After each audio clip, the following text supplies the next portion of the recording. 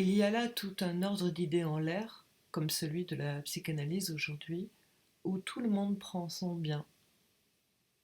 D'autant que dans les lettres à Fliss, qui précèdent la date où Freud commence le projet, on ne trouve nulle part des références à des auteurs comme Henzener.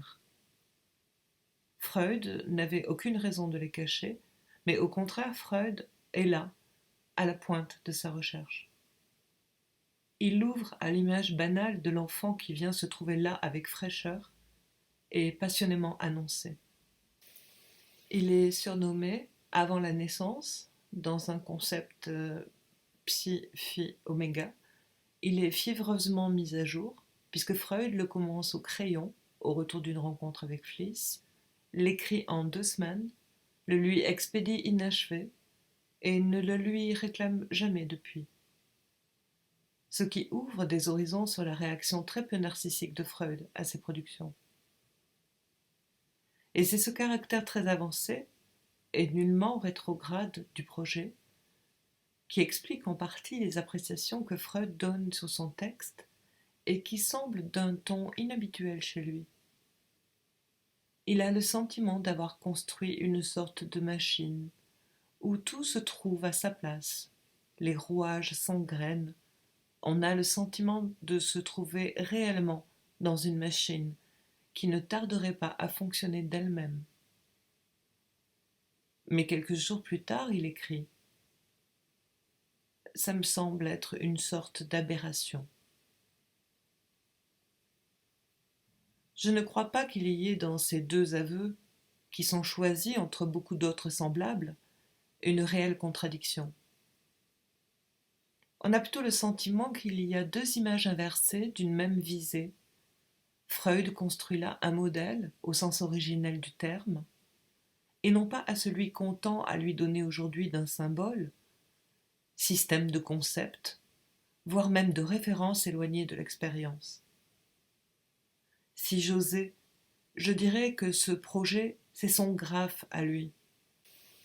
Et il est à ce moment tout à fait normal que nous nous interrogions sur son mode d'emploi et sur sa valeur, ce qui éclaircirait un peu les choses. Il y a une cause occasionnelle de ça, et on la voit assez bien si on parcourt seulement les lettres et les manuscrits, car Freud expédiait souvent à Fliss des petits manuscrits, des petits projets antérieurs à celui-là.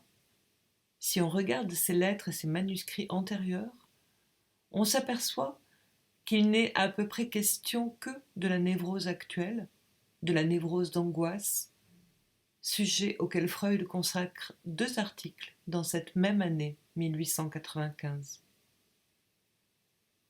On le voit insister, et on sait qu'il ne cédera jamais sur ce point, sur la nécessité de détacher de la neurasthénie et de l'hystérie la névrose d'angoisse.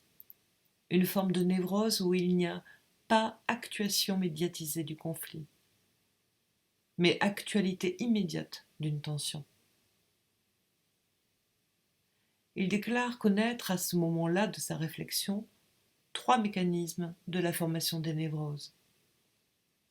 La conversion des affects, l'hystérie de conversion, le déplacement, la névrose obsessionnelle, et celui de la transformation des affects. Et c'est ce dernier mécanisme, transformation de l'affect, qui constitue à ce moment de sa réflexion le problème majeur, à savoir comment une tension sexuelle peut très bien se transformer en angoisse. Pourquoi en provoque-t-elle ?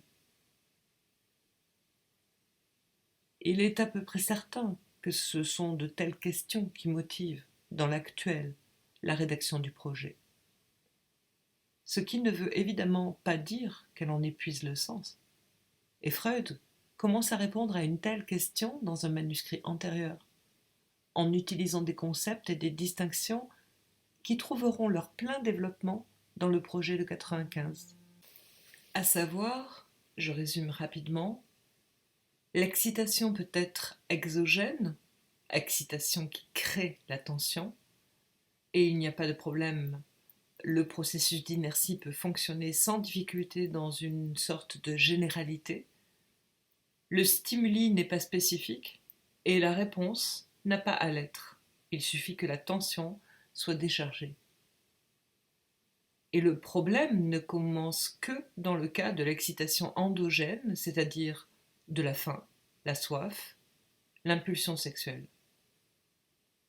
Alors, les choses sont plus compliquées car seule une réaction spécifique, selon le terme de Freud, est utile.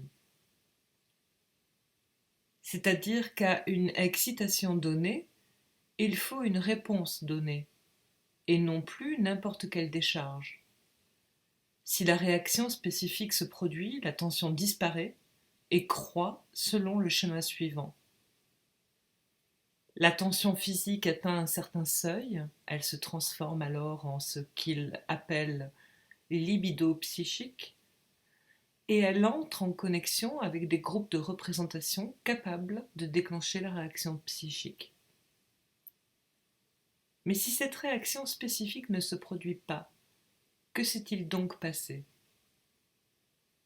C'est qu'il n'y a pas eu cette élaboration, cette liaison avec des groupes de représentation.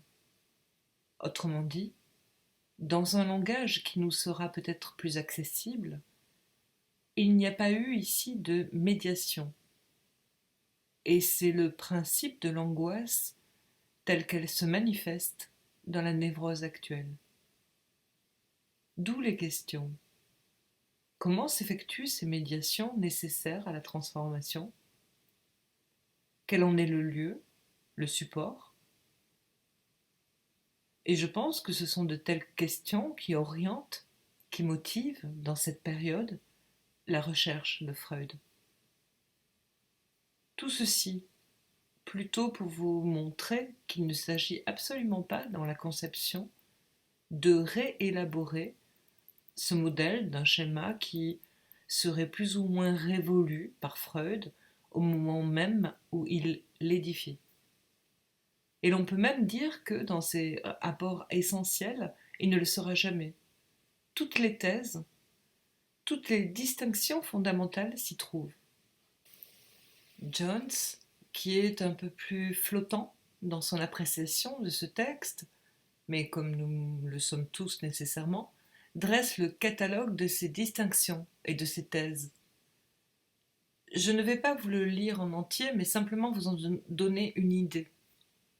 Principe d'inertie et de constance, processus primaire et processus secondaire, préconscient et inconscient, poussé vers la réalisation d'un désir, réalisation hallucinatoire et réelle d'un désir, fonction inhibitrice du moi, etc. On peut dire que tout y est.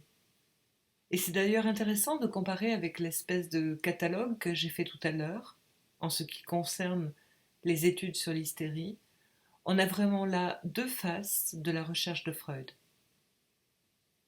Ce catalogue que je viens de dire montre assez qu'il n'y a aucun virage après 1995 d'une période prétendue neurophysiologique de Freud à une période plus psychologique. Tout est là. Nous avons vraiment là le noyau de tout ce que cela a d'irréductible, d'inépuisable de l'œuvre de Freud, et aussi parfois de connaissance de notre expérience analytique. Car nous n'avons pas trouvé moyen de distinguer les deux.